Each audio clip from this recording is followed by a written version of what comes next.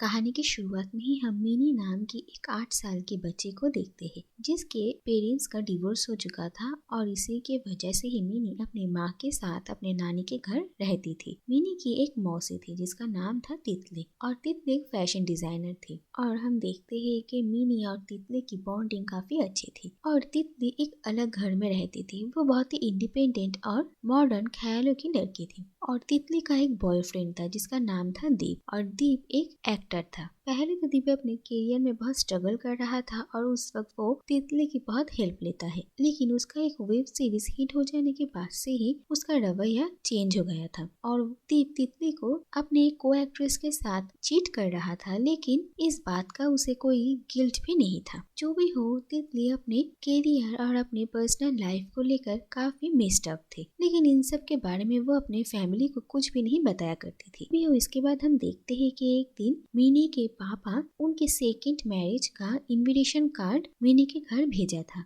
और ये wedding card देखकर मिनी की माँ बहुत डिप्रेस्ड हो जाती है और वो सुइसाइड करने की कोशिश करती है और किसी तरीके से उनकी जान तो बच जाती है, लेकिन उनकी फिजिकल और मेंटल कंडीशन ठीक नहीं था। इसीलिए डॉक्टर तितली और उनकी माँ को ये सजेस्ट करते हैं कि कुछ दिनों के लिए उन्हें माँ बनने की जिम्मेदारियों से छुट्टी देनी पड़ेगी क्योंकि इस वक्त उनकी खुद की कंडीशन ठीक नहीं है, इसीलिए वो किसी बच्चे की रिस्पॉन्सिबिलिटी नहीं संभाल सकते हैं। और फिर ये तय होता है कि मिनी कुछ दिनों के लिए तितली के घर जाकर रहेगी। पहले तो तितली इस बात के लिए बहुत ही नर्वस होती है क्योंकि मिनी और उसका रिश्ता तो काफी अच्छा था, लेकिन उसे मिनी के डे टू डे लाइफ के बारे में कुछ भी नहीं पता था और एक बच्चे की रिस्पॉन्सिबिलिटी लेना कोई छोटी बात तो है नहीं। और तितली इसी बात को लेकर डर रही थी कि वो अपने काम और मिनी की रिस्पॉन्सिबिलिटी को कैसे संभालेगी। जब इसके बाद मिनी को तितली के घर ही आकर रहना पड़ता है और तितली मिनी का ध्यान रखने की बहुत कोशिश करती है। दूसरी तरफ हम मिनी को देखते हैं जो कि बहुत स्ट्रॉन्ग बच्चे थे और मिनी को भी सब कुछ समझ में आ रहा था कि उसके घर में क्या हो रहा है, इसीलिए वो भी अपने माँ को थोड़ा टाइम देती है और तितली के घर में आने के बाद मिनी तितली की जिंदगी ही बदल देती है। उन दोनों के बीच ही हमेशा थोड़ी नोक झोंक हंसी मजाक सब कुछ चलता था। इसके बाद एक दिन तितली को मिनी के स्कूल से बुलाया जाता है क्योंकि मिनी के साथ स्कूल के कुछ और स्टूडेंट्स की मारपीट हो गई थी और प्रिंसिपल तितली को कुछ ऐसे बात बताती है जिससे कि सारी गलती तितली की हो और इसके बाद तितली मिनी को समझाने की कोशिश करती है कि वो स्कूल में किसी के साथ भी मारपीट ना करे। दरअसल मिनी के पापा की दूसरी शादी और उसके माँ की सुसाइड अटेम्प्ट को लेकर ही उन स्टूडेंट्स ने मिनी का मजाक उड़ाया था और इसी वजह से ही मिनी के साथ उन लोगों का हाथापाई हो गया और इन सारी बातों को लेकर मिनी मन ही मन में बहुत परेशान थी और मिनी को ड्राइंग करने का बहुत शौक था, इसीलिए वो अपने दिन का ज्यादातर वक्त ड्राइंग करने में ही बिता देती थी। दूसरी तरफ तितली अपने काम को लेकर बहुत स्ट्रेस्ड रहा करती थी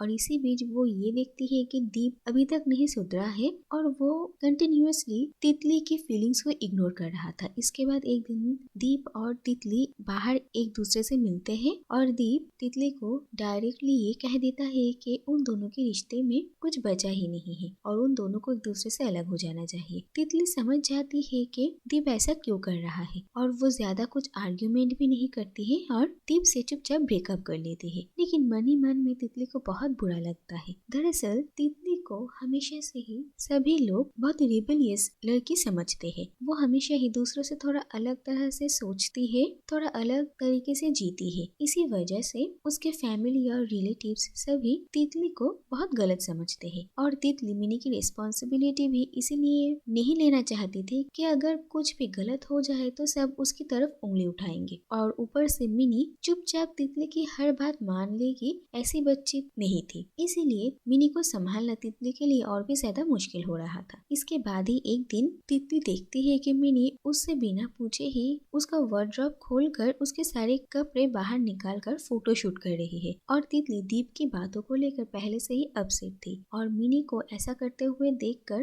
वो मिनी पर बहुत गुस्सा करती है और गुस्से में उसे घर से निकल जाने के लिए कहती है। लेकिन थोड़ी देर बाद जब तितली की गुस्सा शांत होता है और वो मिनी से मिलने के लिए उसके कमरे में जाती है तो वो देखती है कि मिनी अपने कमरे में नहीं है और तितली बहुत डर जाती है और फिर वो इधर उधर हर जगह मिनी को ढूंढ लेती है और आखिरकार वो अपनी माँ के घर आती है और देखती है कि मिनी दरवाजे के सामने बैठी हुई है और तितली ने मिनी को जो कुछ भी कहा था इसके लिए उसे सॉरी कहती है और मिनी तितली को बताती है कि सभी उसे एक बदमाश बच्ची समझते हैं, लेकिन उसकी मन की बात कोई भी नहीं सुनना चाहता है और इसीलिए शायद वो ऐसा करती है। और तितली कहती है कि उसकी बात भी सुनने के लिए कोई भी नहीं है और तितली मिनी को उसके घर वापस चलने के लिए रिक्वेस्ट करती है और इसके बाद मिनी और तितली दोनों फिर से तितली के घर आ जाते हैं और अब उन दोनों की बॉन्डिंग धीरे धीरे और भी ज्यादा अच्छी होने लगती है और वो दोनों ही एक दूसरे का ख्याल रखते थे। इसके बाद हम देखते हैं कि तितली की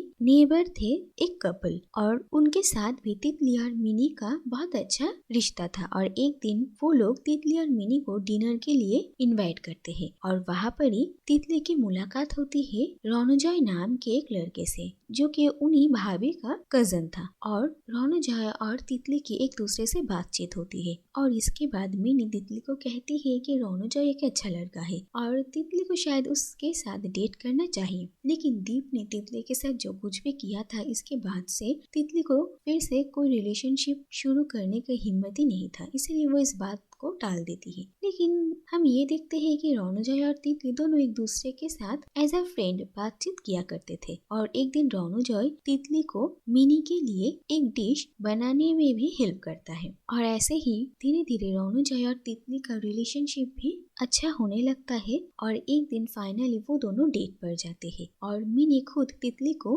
डेट पर जाने के लिए तैयार करती है। जो भी हो इसके बाद हम देखते हैं कि धीरे धीरे मिनी की बात थोड़ी बेहतर होती है और वो एक दिन तितली के घर मिनी को लेने के लिए जाती है। तितली मिनी को जाने देना नहीं चाहती थी, इसीलिए वो अपनी दीदी को कहती है कि तितली कुछ दिनों के लिए यहाँ पर रह सकती है, लेकिन मिनी की माँ बहुत गुस्सा हो जाती है और वो तितली को उल्टा सीधा बातें सुना देती है। वो कहती है कि मिनी जब से तितली के साथ रह रही है तो वो बहुत बिगड़ गई है और उसका पढ़ाई में बिल्कुल भी ध्यान नहीं था और हाल ही में ही मिनी ने स्कूल के एक फैशन शो में भी पार्टिसिपेट किया था, जिस बात से भी तितली की दीदी खुश नहीं थी और इसके बाद वो मिनी को लेकर यहाँ से चली जाती है और ऐसे अचानक से मिनी के चले जाने की वजह से तितली बहुत उदास थे और मिनी को भी अच्छा नहीं लग रहा था और वो दोनों ही एक दूसरे को बहुत मिस कर रहे थे। इसके बाद धीरे धीरे वक्त बीतता जाता है और मिनी के स्कूल के फैशन शो का दिन भी पास आता है, लेकिन इस शो में पहनने के लिए मिनी के पास कुछ भी